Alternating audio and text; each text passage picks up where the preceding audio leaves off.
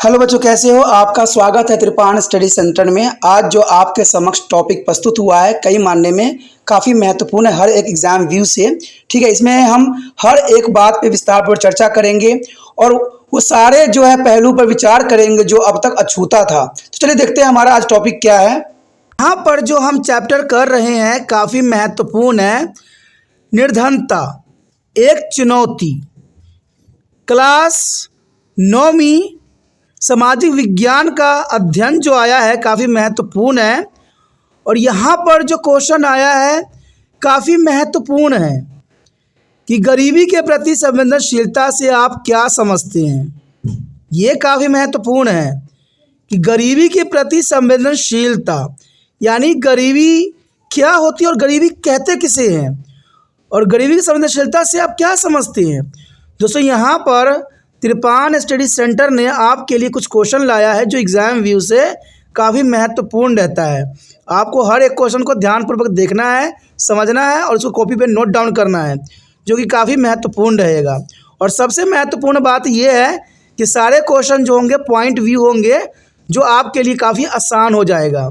आपको जो भी पॉइंट पसंद आता है और जो ईजी लगता है उसको आप नोट कीजिए, समझिए, पढ़िए और एग्ज़ाम में अच्छे से अटैम्प्ट कीजिए। और हमारे समक्ष यहाँ क्वेश्चन जो आया गरीबी के प्रति संवेदनशीलता से आप क्या समझते हैं, काफ़ी महत्व रखेगा।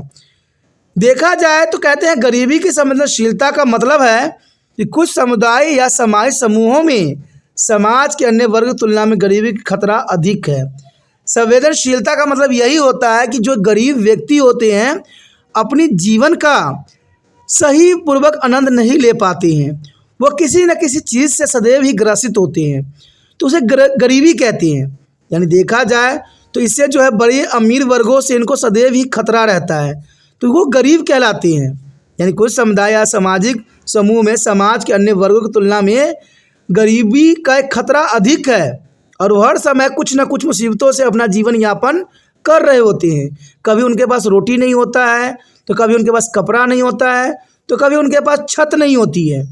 तो जनरल सी बात है, सारे व्यक्ति गरीबी ही कहलाते हैं और ये सबसे बड़ी संवेदनशीलता है गरीब के प्रति। उसके पश्चात देखें तो कहते हैं पिछड़ी जाति के सदस्य या विधवा या शारीरिक रूप से विकलांग व्यक्ति जैसे व्यक्ति अपने जो आने वाले वर्षों में गरीब हो जाएंगे या रह जाएंगे। ये काफ़ी महत्वपूर्ण है। यहाँ पर दूसरी पॉइंट के अंतर्गत बताया है कि कुछ पिछड़ी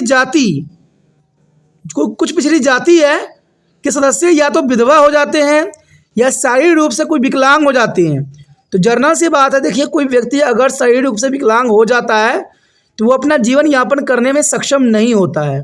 इवन कि कोई भी औरत का पति मर जाता है तो जनरल सी बात है वो सक्षम नहीं होती है, तो वो गरीबी के प्रति संवेदनशील हो जाएगी। लेकिन आज हम जानते हैं कि आज औरतों को शिक्षा दी जाती है, उसको हर तरह से जो है कहते हैं सक्षम बनाया जाता है, कहते हैं खुद भी अपना जीवन यापन करने में सक्षम हो जाती है। तो ये काफ़ी महत्वपूर्ण है आज के समय का दिन। तो यहाँ पर अगर हम गरीबी के प्रति संवेदनशीलता के ऊपर हम विचार करें तो यही बात आता है कि पिछड़ी जाति सदस्य या विधवा या शारीरिक रूप से विकलांग व्यक्ति जैसे व्यक्ति आने वाले वर्षों में गरीब हो जाएंगे या रह जाएंगे। तो गरीबी तो जनरल सी बात है, अगर आपके शरीर में कोई अंग कार्य करना बंद कर देता है तो आप किसी दूसरे व्यक्ति पे जो है एक तरह का डिपेंडेबल हो जाते हो, दूसरे व्यक्ति पर आश्रित हो जाते हो, तो आप गरीब हो जाते हो। आपको दूसरा बंदा जो कहेगा करेगा तभी आप कुछ करते हो, अदरवाइज आपके पास कुछ भी नहीं रहता। तो जनरल सी बात है, ये गरीबी की संवेदनशीलता के ऊपर काफ़ी महत्वपूर्ण बात बताता है। इवन देखें अगला पॉइंट, तो संपत्ति, शिक्षा, स्वास्थ्य और नौकरी के अवसरों के संदर्भ में वैकल्पिक जीवन खोजने के लिए विभिन्न समुदायों के लिए उपलब्ध विकल्पों द्वारा निर्धारित किया जाता है। ये भी काफ़ी महत्वपूर्ण है कि संपत्ति, शिक्षा, स्वास्थ्य और नौकरी के अवसरों के संदर्भ में वैकल्पिक जीवन खोजने के लिए विभिन्न समुदाय के उपलब्ध विकल्पों द्वारा जो है निर्धरता का जो है आकलन की जाती है। किसी व्यक्ति के पास कितनी संपत्ति है, कोई व्यक्ति कितना पढ़ा लिखा है, कोई व्यक्ति कितना स्वस्थ रहता है और उसके पास नौकरी कैसे अवसर मिले हुए हैं। तो ये सारे गरीबी के प्रति संवेदनशीलता के महत्वपूर्ण पॉइंट हैं। इवन देखें तो इसके अलावा प्राकृतिक आपदाएं, जैसे आपको पता है प्राकृतिक आपदाओं के अंतर्गत भूकंप, सुनामी कहते हैं ये आती ही रहती है। ये प्राकृतिक आपदा है, लेकिन मानव निर्मित आपदा जैसे आतंकवाद हो गया आदि बहुत से आते हैं। कहते समय इन समूहों का सामना करने वाले बड़े ही जोखिम के आधार पर इसका विश्लेषण किया जाता है, क्योंकि ये सब ऐसे समय काल होते हैं जहाँ पर कोई भी देश, कोई भी जितना बड़ा हो वो छोटा हो जाता है, क्योंकि ये प्राकृतिक आपदा जो होती है इंसानों के द्वारा नहीं होती है, ये प्राकृतिक स्वयं ही उत्पन्न करती है। लेकिन देखा जाए तो प्राकृतिक आपदा में कहीं ना कहीं मनुष्य का ही हाथ होता है, क्योंकि ये सारे आपदाएं मनुष्य ने स्वयं ही आमंत्रित किया है।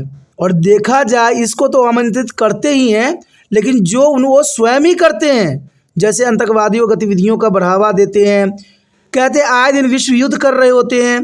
तो ये सब जो है क्या करता है, लोगों को गरीबी की उस रेखा तक पहुंचा देता है जहां से वो उभरे थे। और आपको क्या लगता है कि कोई भी देश अगर युद्ध कर रहा है, लड़ाई कर रहा है, तो उनको संपत्ति नष्ट नहीं होती है? युद्ध में सिर्फ देश की संपत्ति जलती है और कुछ नहीं जलता है, और देश जो है अपने सालों से 100 साल जो है पीछे पिछड़ जाता है।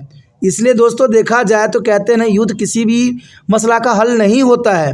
इससे गरीब कहते हैं देश बन जाता है। लोग तो बात की बात है, सबसे पहले तो गरीब देश बन जाता है। तो ये सब काफ़ी महत्वपूर्ण बात है और ज़रूरी है। और हमारा अगला क्वेश्चन जो आया है काफ़ी महत्वपूर्ण है कि भारत में गरीबी में वृद्धि के लिए ब्रिटिश नीतियाँ किस प्रकार उत्तरदायी थी। देखिए ये काफ़ी महत्वपूर्ण क्वेश्चन बनता है एग्जाम व्यू से, क्योंकि क्वेश्चन साफ है कि भारत में गरीबी में वृद्धि के लिए ब्रिटिश नीतियाँ किस प्रकार उत्तरदायी थी। अब ये सोचिएगा कि भारत गरीबी में ब्रिटिश का क्या हाथ था।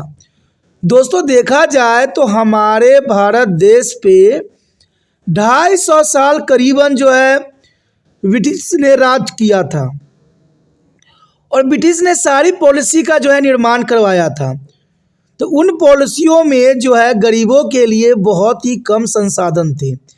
अब कम संसाधन होगा तो गरीबी का उत्थान नहीं होगा, गरीब लोग आगे आ नहीं पाएंगे, जिसके कारण जो है भारत आज़ाद होने के पश्चात भी गरीबी रेखा से नीचे बिलोंग करने वाले लोगों की संख्या कम नहीं थी।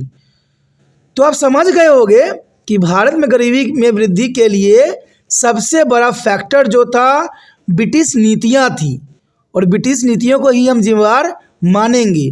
यदि हम यहाँ पर बात करें तो कहते हैं भारत में इसके व्यापक होने के कई कारण थे। भारत में इसके व्यापक होने के कई कारण हुए। कहते हैं ऐतिहासिक कारणों में एक ब्रिटिश औपनिवेशिक शासन के तहत आर्थिक विकास का निम्न स्तर था। कहते हैं ब्रिटिश उपनिवेशिक शासन तो थी, लेकिन कहते हैं ब्रिटिश ने कभी भी इस देश को अपने की तरह नहीं देखा, सदैव ही अपने व्यापार के लिए ही भारत का शोषण किया, और इस कारण से जो है आर्थिक विकास का निम्न स्तर सदैव ही भारत में रहा। तो ये सबसे पहला कारण है कि भारत में गरीबी वृद्धि के लिए ब्रिटिश की नीति कई हद तक उत्तरदायी थी, कि ब्रिटिश के जो उपनिवेश शासन था वो सिर्फ आर्थिक विकास का यहाँ पर निम्न स्तर ही रख सके। दूसरी बात आता है कि उपनिवेशिक सरकार की नीतियों ने पारंपरिक हस्तशिल्प को नष्ट कर दिया और कपड़ा जैसे उद्योग विकास को हतोत्साहित कर दिया। आपको पता ही होगा कि भारत जो है कुटीर उद्योग के लिए जाना जाता है, और कहते हैं जब ब्रिटिश उपनिवेश भारत में आई तो उन्होंने अपने मशीनों के द्वारा बने हुए हर एक वस्तु का जो है भारत में प्रचार करने लगे, जिनके कारण जो पारंपरिक भारत में हस्तशिल्प थे वो सब के सब नष्ट हो गए।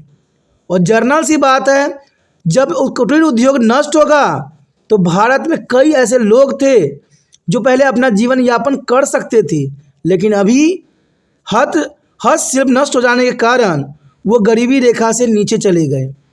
तो देखा जाए तो भारत में गरीबी के लिए ब्रिटिश नीतियां ही मुख्य जिम्मेवार थी। इवन देखें तो विकास की निम्न दर 1980 के दशक तक बनी रही।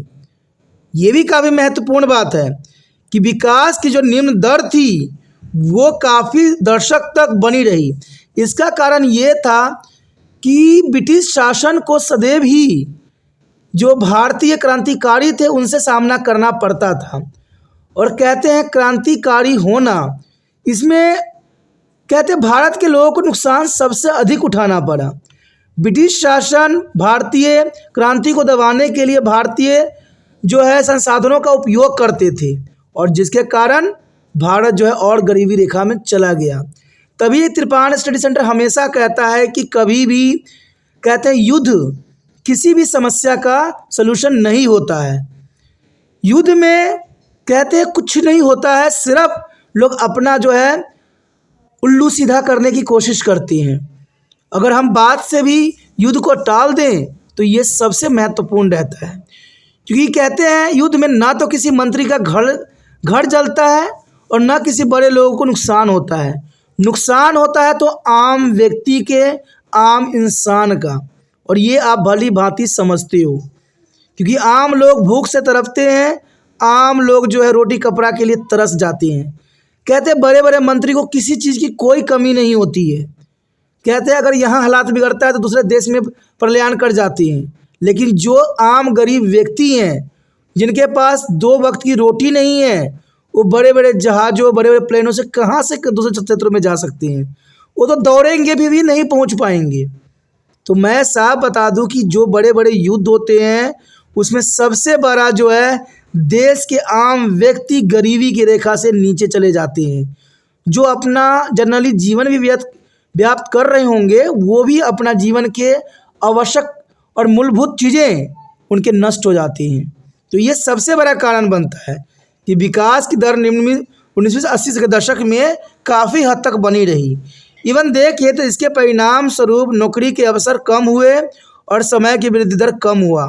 तो जरना सी बात है, अगर ऐसा समय काल आता है तो नौकरियों की अवसर भी देखा जाए तो ब्रिटिश नीतियों के अंतर्गत अच्छी नहीं थी, जिनके कारण आय की वृद्धि दर बहुत ही कम थी, और इस कारण जो है भारत में गरीबी का मुख्य उत्तरदायी ब्रिटिश को ही माना जा सकता है।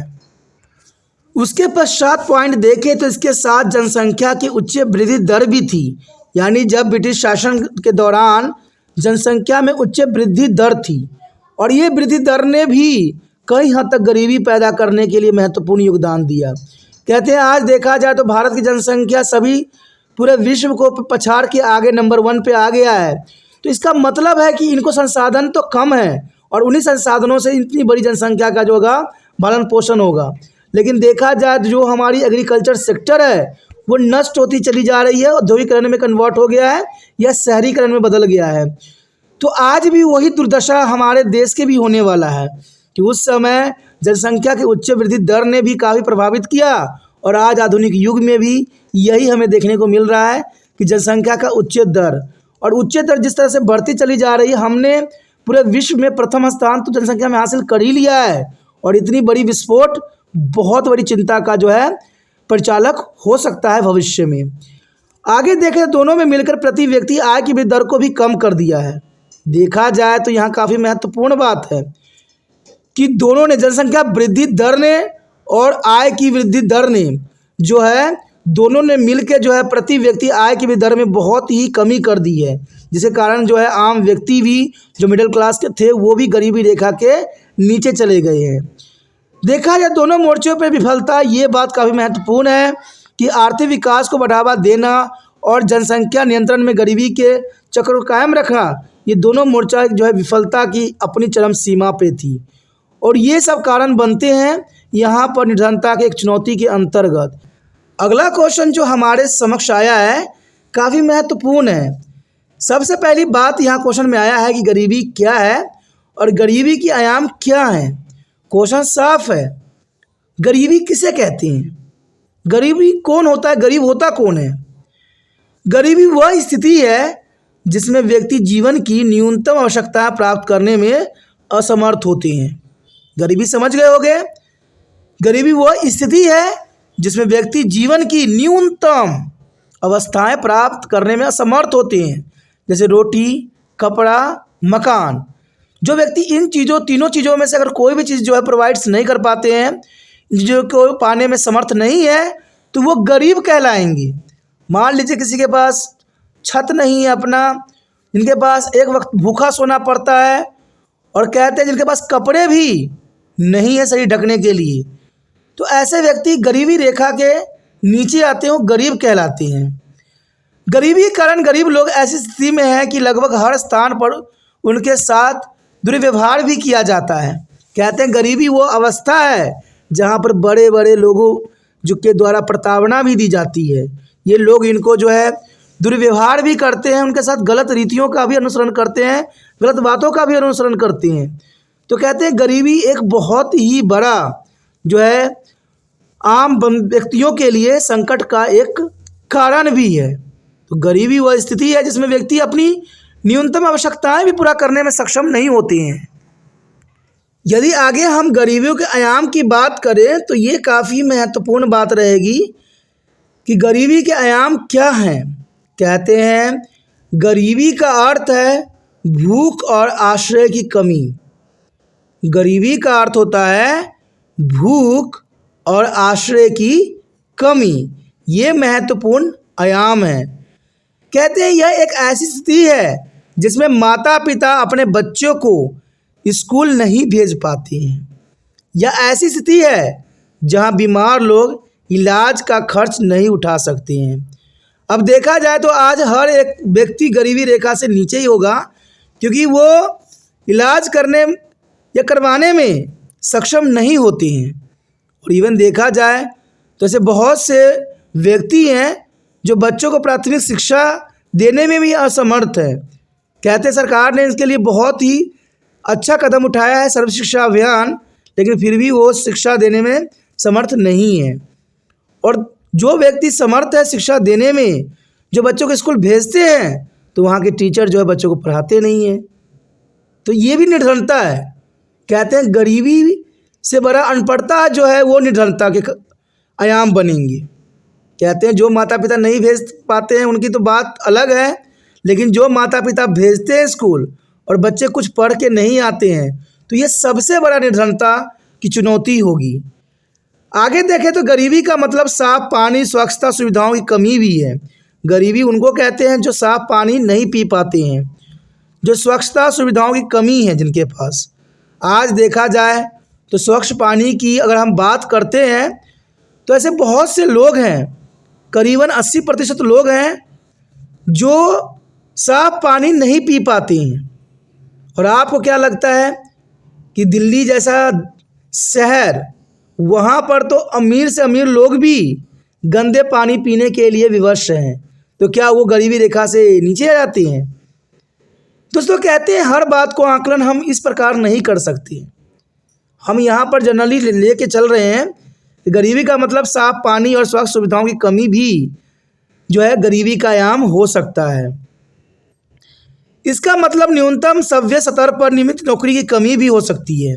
अगर देखा जाए जो व्यक्ति बेल्ला है वो भी गरीब है, वो भी गरीबी रेखा से नीचे के आयाम में आता है, क्योंकि जिसके पास नौकरी नहीं है, कोई काम धंधा नहीं है, वो भी गरीबी के आयाम के अंतर्गत आता है।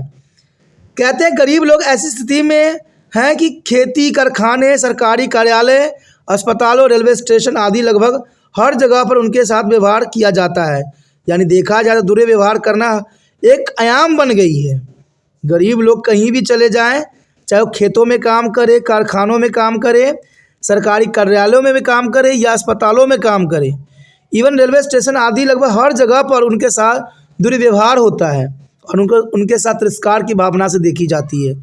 तो ये सारे के सारी बातें जो है गरीबी के आयाम के अंतर्गत आता है, यानी पॉवर्टी डायमेंशन है। ये हमारा अगला क्वेश्चन जो आया है काफ़ी महत्वपूर्ण है कि उन विभिन्न समूहों पर चर्चा करें जो गरीबी के प्रति संवेदनशील है। यानी यहाँ पर क्वेश्चन साफ है कि हमने विभिन्न समूहों पर चर्चा करना है जो गरीबी के लिए संवेदनशील है, काफ़ी गरीबी रेखाओं में रह के अपना जीवन यापन करते हैं। तो सबसे पहली बात तो आता है कि इसमें ऐसे बहुत से ग्रुप हैं, हमने इनको 3 कैटेगरी में बांटा है। पहला है सामाजिक समूह। सामाजिक समूह एक ऐसा समूह है जो गरीब के प्रति सबसे अधिक संवेदनशील है, और देखा जाए तो वो हैं जो अनुसूचित जाति और अनुसूचित जनजाति के परिवार हैं। कहते हैं आज भी अनुसूचित जनजाति और अनुसूचित जनजाति गरीबी रेखा के प्रति बहुत काफ़ी संवेदनशील है। हालांकि भारत में अभी समूह में गरीबी रेखा से नीचे के लोगों का औसत 22 है। यानी भारत में सभी समूहों में गरीबी रेखा से नीचे के लोगों का औसतन जो रखी गई है वो 22 है। लेकिन अनुसूचित जनजाति के 100 में से 43 लोग अपनी बुनियादी ज़रूरतों को पूरा करने में सक्षम नहीं है। और ये बात काफ़ी महत्वपूर्ण है कि 100 में से 43% लोग जो हैं अपनी बुनियादी ज़रूरत पूरा करने में सक्षम नहीं है। और ये अनुसूचित जनजाति के लोग हैं जो आज भी जो है घुमंतरू जीवन जीते हैं। सरकार इनको हर समय जो है हर तरह की मदद करने के लिए तैयार है, लेकिन बहुत से ऐसे लोग हैं जो अपने आप को घुमंतरू जीवन में ही यापन करना पसंद करते हैं। तो देखा जाए कहीं ना कहीं इनकी अपनी स्वयं की गलती है, क्योंकि सरकार जब इनको अपॉर्चुनिटी देती है तो ये नहीं मानते हैं और अपना जीवन जो है इस प्रकार व्याप्त करते हैं, जिनके कारण भारत की जो है गरीबी रेखा के प्रति संवेदनशील कैटेगरी में आ जाते हैं। दूसरा ग्रुप जो आता है यहाँ पर आर्थिक समूह। देखिए आर्थिक समूह का भी अपना एक विशेष स्थान है। कहते हैं आर्थिक समूह में सबसे कमज़ोर समूह ग्रामीण कृषि श्रमिक परिवार है। यानी देखा जाए तो आज भी जो कृषि श्रमिक परिवार हैं उनको आर्थिक समूह के अंतर्गत बहुत ही संवेदनशील माना जा सकता है, क्योंकि ये सबसे कमज़ोर होते हैं, गरीब ग्रामीण होते हैं और शहरी आकस्मिक श्रमिक परिवार हैं। जो शहर में देखा जाए तो आकस्मिक श्रमिक परिवार हैं, उनको आर्थिक समूह के अंतर्गत गरीबी रेखा के संवेदनशील की क्षमताओं में रखा जा सकता है। इवन देखें तो एक परिवार के भीतर आय की असमानता ये सबसे बड़ी कारण बनती है यहाँ संवेदनशीलता की, कि एक परिवार के आय का जो है असमानता, परिवार में आय की असमानता भी है और गरीबी परिवार में सभी पीड़ित होते हैं, लेकिन कुछ लोगों की तुलना में अधिक पीड़ित भी होते हैं। और कुछ मामलों में महिलाओं, बुजुर्गों और महिला शिशुओं को जो है परिवार के लिए उपलब्ध संसाधनों तक सामान्य पहुंचाने से वंचित भी कर दिया जाता है। तो ये काफ़ी महत्वपूर्ण बात है कि परिवार के भीतर आय की असमानता के कारण भी जो है भारत में संवेदनशीलता बनी है कि एक गरीब परिवार में सभी पीड़ित होते हैं, लेकिन कुछ दूसरे के तुलना में अधिक पीड़ित होते हैं। यानी सभी पीड़ित होते हैं, लेकिन एक के तुलना में दूसरे लोग अधिक पीड़ित होते हैं। इसमें खास कर देखा जाए तो महिलाएं आ जाती हैं। महिलाओं को पता ही होगा कि हर क्षेत्र में जो है उनके साथ दुर्व्यवहार की जाती है जो सही नहीं है। इवन देखा जाए तो बुजुर्गों के साथ भी जो है असमानता की व्यवहार यहाँ पर देखने को मिलता है। और सबसे महत्वपूर्ण बात है महिला शिशुओं के प्रति। कहते हैं भारत जितना मर्जी आधुनिक युग में चला जाए, लेकिन ये सब बुराइयां भारत में से कभी नहीं जाएगा, क्योंकि लोगों की सोच नहीं बदल रही है। कहते हैं महिलाओं के साथ तो दुराचार करते ही करते हैं, बुजुर्ग माता पिता के साथ भी इनका व्यवहार कुछ सुखदायक नहीं होती है। इवन कि महिला शिशु होती है, उनको गर्भ से पहले ही उसको ख़त्म कर दिया जाता है। तो ये सब जो है परिवार में असमानता के कारण संवेदनशीलता का सबसे बड़ा परिचालक है, जो होना नहीं चाहिए। कहते हैं महिलाओं के साथ दुर्व्यवहार नहीं होना चाहिए, शिशु महिलाओं के साथ भी व्यवहार नहीं होना चाहिए, इवन बुजुर्गों के साथ जो है बुरा व्यवहार नहीं होना चाहिए, क्योंकि ये सब घर के जो है महत्वपूर्ण सदस्य होते हैं और इनको भी जीवन यापन करने का हर एक संसाधन देना चाहिए। कहते हैं भारत में ये काफ़ी संवेदनशील मामला है और हर क्षेत्र में ये जो है अच्छा नहीं अपने आप को साबित कर पा रहा है। और हमारे समक्ष जो अगला क्वेश्चन आया है वो भी काफ़ी महत्वपूर्ण है कि स्वर्ण जयंती ग्राम स्वरोजगार योजना एवं प्रधानमंत्री ग्राम उदय योजना के उद्देश्य का वर्णन करना है। कि स्वर्ण जयंती ग्राम स्वराज योजना और प्रधानमंत्री ग्राम योजना के क्या क्या उद्देश्य हैं। तो ये काफ़ी महत्वपूर्ण क्वेश्चन एग्जाम व्यू से रह सकता है, क्योंकि ये एक योजना है। सबसे पहले और हम बात करें यहाँ पर स्वर्ण जयंती ग्राम स्वरोजगार योजना, तो इसको देखा जाए तो हम स्वर्ण जयंती ग्राम स्वराज योजना को जो है SGSY भी कहते हैं, यानी शॉर्ट फॉर्म में SGSY कहते हैं। किसको? स्वर्ण जयंती ग्राम स्वरोजगार योजना। कभी कभी आपको जो है यहाँ पर फुल फॉर्म भी पूछे जा सकते हैं, पूरा नाम भी पूछे जा सकते हैं, तो ये काफ़ी महत्वपूर्ण रहता है। इवन कि MCQ में आपसे ये भी पूछा जा सकता है कि स्वर्ण जयंती ग्राम स्वरोजगार योजना कब लॉन्च किया गया। तो ये लॉन्च किया गया था 1999 में, इसको जो है 1999 में शुरू की गई थी और इस कार्यक्रम का उद्देश्य था बैंक ऋण और सरकारी सब्सिडी के मिश्रण के माध्यम से गरीब परिवारों को स्वयं सहायता समूहों में संगठित करके गरीबी रेखा से ऊपर लाना। तो इसका उद्देश्य भी आप समझ गए होंगे कि इसका मेन उद्देश्य था कि बैंक ऋण देना और सरकारी सब्सिडी, जिससे मध्य जो वर्ग के जो गरीब परिवार के लोग थे वो जो थे गरीबी रेखा से ऊपर उठ सके और अपना जीवन यापन कर सके। और इसको लॉन्च किया गया था 1999 में। तो काफ़ी महत्वपूर्ण यहाँ पर आता है स्वयं जयंती ग्राम स्वरोजगार योजना। उसके पश्चात हमारे समक्ष आता है प्रधानमंत्री ग्राम उदय योजना। ये भी काफ़ी महत्वपूर्ण है एग्जाम व्यू से देखा जाए तो। प्रधानमंत्री ग्राम उदय योजना, जिसको हम PMGY भी कहते हैं शॉर्ट फॉर्म में, PMGY, ये प्रधानमंत्री ग्राम उदय योजना है और इसकी शुरुआत जो हुई थी 2000 में। ये काफ़ी महत्वपूर्ण है कि 2000 में इसको जो शुरुआत की गई थी और इस योजना के तहत प्राथमिक स्वास्थ्य, प्राथमिक शिक्षा, ग्रामीण आश्रय, ग्रामीण पेयजल और ग्रामीण विद्युतीकरण जैसी बुनियादी सेवा के लिए राज्य के अतिरिक्त केंद्रीय सहायता दी जाती थी।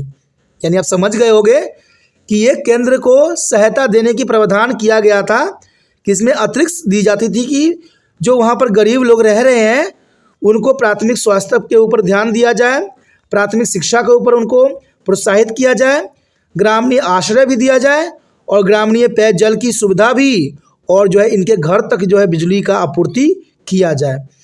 तो ये काफ़ी महत्वपूर्ण योजना थी जो 2000 में जो है लागू की गई थी, प्रधानमंत्री ग्राम उदय योजना। तो ये दोनों योजनाएं एग्जाम व्यू से काफ़ी महत्वपूर्ण रहता है। आपको इसको करना है, समझना है और अपने कॉपी पर नोट डाउन करना है। इसके पॉइंट कोई मुश्किल नहीं है, बहुत ही आसान और सरल है। और हमारे समक्ष जो क्वेश्चन आया है काफ़ी महत्वपूर्ण है कि जनसंख्या की तीव्र वृद्धि दर किसी भी देश में गरीबी को कैसे बढ़ाती है। एक बात मैं आपको बता दूं, कोई भी देश की अपनी एक सीमा होती है और उसी सेम सीमा में जो है सारी जनसंख्या निवास करती है।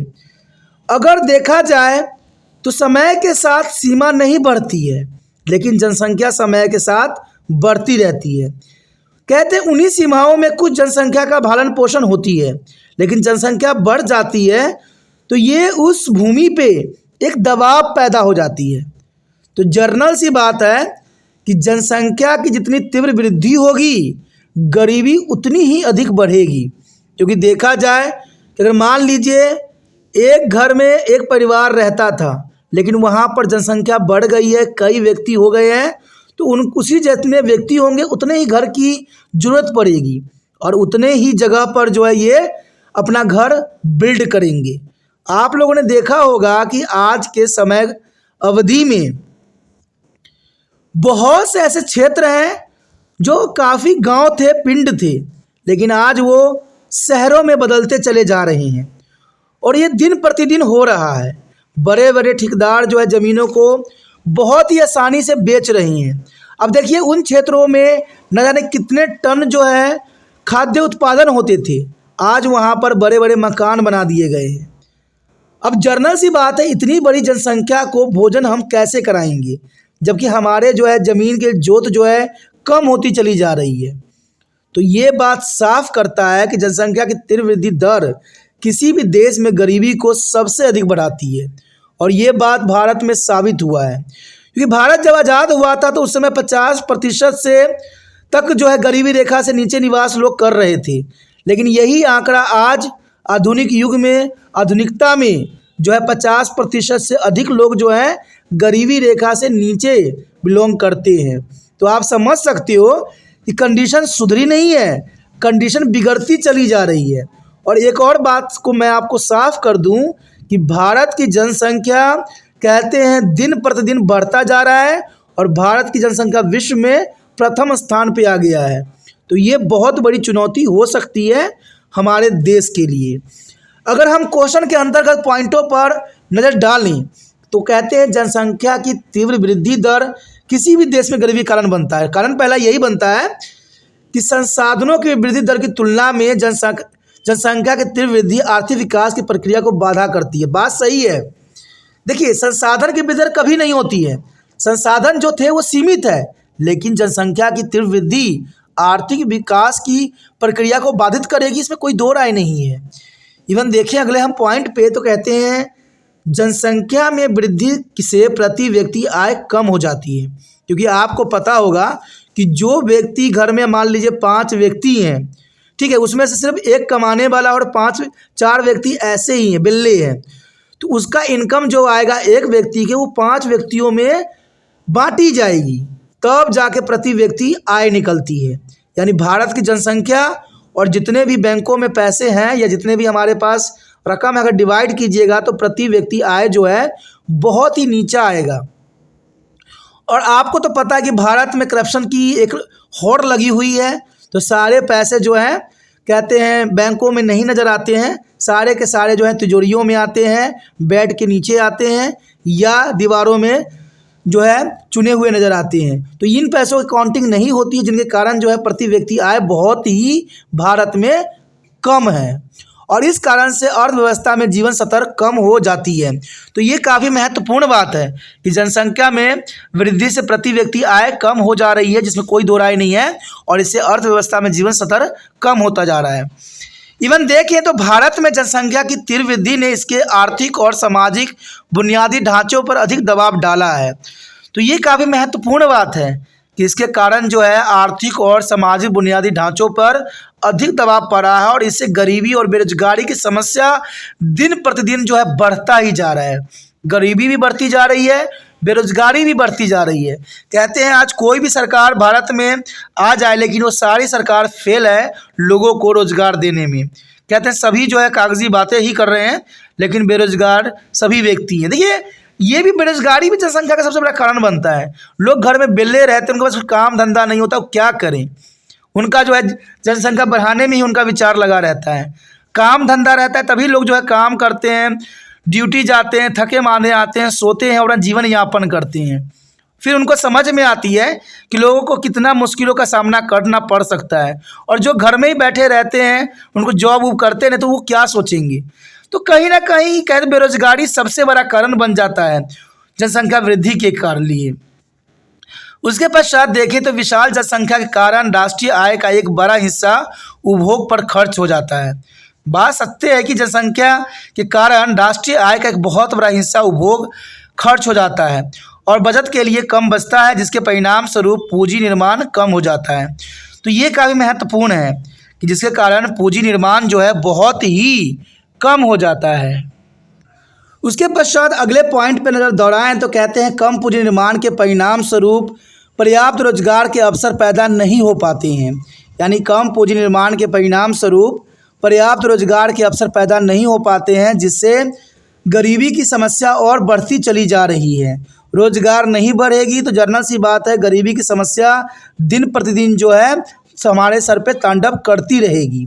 कहते हैं भारत में गरीबी लोग अज्ञानी अशिक्षित हैं। भारत में गरीब लोग जो है अज्ञानी हैं, अशिक्षित हैं, और उनके पास मनोरंजन के साधन बहुत ही कम है, इसलिए वह अत्यंत जनसंख्या में वृद्धि कर देते हैं। तो ये बात कहीं ना कहीं अगर देखा जाए तो मैं व्यक्तियों की तरफ नहीं इशारा करके मैं सरकार की तरफ से करूँगा, क्योंकि मैं एक बात जानता हूँ कि कुछ बच्चे पढ़ना चाहते हैं, आगे बढ़ना चाहते हैं, इवन माता पिता भी आगे बढ़ाना चाहते हैं, तो सरकार की नीतियाँ जो है उसके आड़े आ जाती है। और ये मैं कई क्षेत्रों में देखा हूँ। कहते हैं अगर आज कोई बच्चा स्कूल में, सरकारी स्कूल में बच्चों को भेज रहा है तो वहाँ पर शिक्षा की स्तर जो है बहुत निम्न स्तर है। तो ये कहाँ किसकी गलती है? सरकार की है कि सरकार इसमें सख्ती नहीं करती है, जिससे बच्चे अच्छे एजुकेशन प्राप्त नहीं कर सकते हैं। आपको पता होगा कि 10वीं क्लास में जो है काफ़ी महत्वपूर्ण चैप्टर वहाँ दिया गया है साइंस में, रिप्रोडक्शन के अंतर्गत, लेकिन कोई भी स्कूलों में कहीं भी बच्चों को ये चैप्टर अच्छे से नहीं पढ़ाई जाती है, जिसके कारण वो अधूरा जानकारी के साथ आगे जीवन यापन करते हैं, और ये गलत है। मैं कहा ना, इस बात के लिए मैं सरकार को दोषी मानूंगा 100%, क्योंकि सरकार स्कूलों में सख्ती नहीं करती है। सरकार जो है बच्चों को सही एजुकेशन के लिए अध्यापकों को प्रेरित नहीं करती है। आज सभी अध्यापक यही बात कहते हैं कि कौन बच्चों को पढ़ाएगा, उनको सिर्फ आते हैं मोबाइलों पे काम भेज देते हैं और इनसे अपना जीवन जो है छुटकारा पा जाते हैं। तो ये सिस्टम सरकार की नहीं होनी चाहिए। सरकार को सख्ती बरतने की ज़रूरत है, जिससे हर एक बच्चा शिक्षित हो। अगर ये जनरेशन शिक्षित हो गई तो आने वाली जनरेशन ऑटोमेटिक शिक्षित हो जाएगी। आज भी हमारे समाज में देखिएगा तो बहुत से ऐसे व्यक्ति हैं जो अनपढ़ हैं और जो 10वीं भी पास है उनको भी नॉलेज नहीं है। मैंने बहुत जगह ये देखा है और बहुत जगह समझा भी है, और ये कहीं ना कहीं सरकार की सबसे बड़ी गलती है, जिसको सरकार को मानना चाहिए।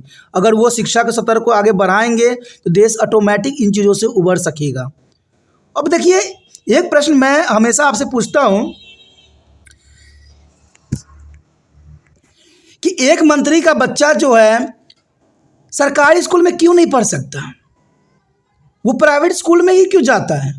और एक मंत्री का बच्चा प्राइवेट जॉब क्यों नहीं करता है, वो सरकारी जॉब के पीछे ही क्यों पड़ता है? इस बात से आप साफ क्लियर हो जाता होगा आपको कि जितने भी मंत्री हैं सबके बच्चे सरकारी स्कूल में, कोई मंत्री जानते हैं, उनको पता है कि सरकारी स्कूल में शिक्षा का स्तर उच्च नहीं है। इसलिए कभी भी मंत्री बनने के बाद कोई भी व्यक्ति अपने बच्चों को सरकारी स्कूल में नहीं पढ़ा सकता। अगर वो सच्चा माँ बाप है तो कभी नहीं पढ़ाएगा वो सरकारी स्कूल में। और आपको मैं बता दूं कि इसमें सरकार की नीतियां बहुत ही अलग है। कहते हैं EWS के रिगार्डिंग बच्चों को कोटा में कुछ एडमिशन होती थी तो सरकार ने यहाँ पर भी हथौड़ा चला दिया। हथौड़ा कैसा? अब स्कूल में एडमिशन जो होती है 0 से 1 किलोमीटर के दायरा लिया जाता है, 1 से 3 किलोमीटर का दायरा लिया जाता है और 3 से 4 किलोमीटर का दायरा लिया जाता है। दोस्तों, आप ये बात समझ सकते हो कि कोई भी स्कूल 0-1 किलोमीटर में गरीबी रेखा से नीचे रहने वाले व्यक्ति मिल सकते हैं, क्योंकि स्कूल बड़े बड़े जो प्राइवेट होते हैं वो अमीरी क्षेत्रों में ही लगाए जाते हैं। और यहाँ से देखा जाए तो पॉवर्टी लाइन में रहने वाले EWS के लोग जो होते हैं बहुत दूर होते हैं। कहते हैं वहाँ तक तो इनकी किलोमीटर ही नहीं पहुँचती है। तो आसपास के बच्चे जो मिडिल क्लास में जो माँ बाप अच्छे ढंग से पढ़ा सकते थे वो भी अपना इनकम सर्टिफिकेट बनवा के जो है बच्चों को एडमिशन करवा देते हैं। और रह कौन जाते हैं? जो गरीब बच्चे होते हैं, जो गरीब होते हैं, जो EWS कोटा के अंतर्गत आते हैं, वो रह जाते हैं। और देखिए सरकार की कितनी अच्छी नीति है। क्या आप ऐसे नीति सरकार की मान सकते हो, समझ सकते हो? ये बहुत बड़ी दुखदायक परिस्थिति है दोस्तों कि आज सरकार खुद चाहती है कि हमारे देश में अनपढ़ता बढ़े, क्योंकि अनपढ़ता जितनी बढ़ेगी सरकार को बिना सोचे विचारे लोग जो है लालच में आके वोट के जो है बटन दबाएंगे और इन लोगों को जिताएंगे। क्योंकि अनपढ़ लोग तो जैसे आप दोगे लालच वैसे लालचों में आ जाते हैं, लेकिन पढ़ा लिखा व्यक्ति लालच में कभी नहीं आता है। वो सोचता है, विचार करता है और फिर जाके जो है बटन दबाता है। तो ये सरकार की सबसे महत्वपूर्ण नीति है अनपढ़ बनाए रखने की। तो मैं यहाँ पर सरकार को ही दोषी मानता हूँ। यहाँ आम व्यक्ति आज समझदार है, वो कहते हैं अब 2 रोटी कम खाते जरूर हैं, गरीब हैं, 2 रोटी खाएंगे, लेकिन अपने बच्चों को पढ़ाने में हमेशा ही तकलीफ उठाएंगे। ये मैंने देखा है और ये मैं जानता हूँ, क्योंकि आज गरीब लोगों की बात है, वो ये स्वयं सोचते हैं कि मैं बेशक ही अनपढ़ रह गया हूँ लेकिन मेरे बच्चे अनपढ़ न रहे। लेकिन स्कूल तो वो सब दिन भेजते हैं, लेकिन स्कूल वाले कुछ नहीं पढ़ाते हैं। बच्चे जाते हैं, मार पीट करके आपस घर में बैठ जाते हैं। टीचर भी जाके वहाँ पर स्टाफ रूम में अपने गप्पे मोबाइल लगा के मोबाइल पे चैट करते रहते हैं। तो सरकार ने अच्छी नीति बना दी है, हर क्षेत्र में मोबाइल को लाके खड़ा कर दिया है। तो इन सब कारणों से हमारे देश में शिक्षा का स्तर कम हो गया है और इसके कारण जनसंख्या बढ़ गया है। तो इसी के साथ हमारा ये क्वेश्चन खत्म हो जाता है, जो काफ़ी महत्वपूर्ण था। अगर आपको समझ में आया, अच्छा लगा, अगर आप मन से त्रिपाठी से मदद करने की विश्वास रखते हो तो जितना हो सके शेयर कीजिए। पहली बार मेरे चैनल पे आए हो, पहली बार वीडियो देख रहे हो, समझ में आ रहा है, अच्छा लग रहा है, जनरल सी बात है, चैनल सब्सक्राइब कर लीजिए। सब्सक्राइब कीजिएगा, तभी जो है त्रिपाठी सेंटर हर समय आपके समक्ष उपस्थित रहेगा। ये सोचिए नहीं, विचार ना कीजिए, अभी त्रिपाठी स्टडी सेंटर को सब्सक्राइब करके अपने मोबाइल में सेव कीजिए।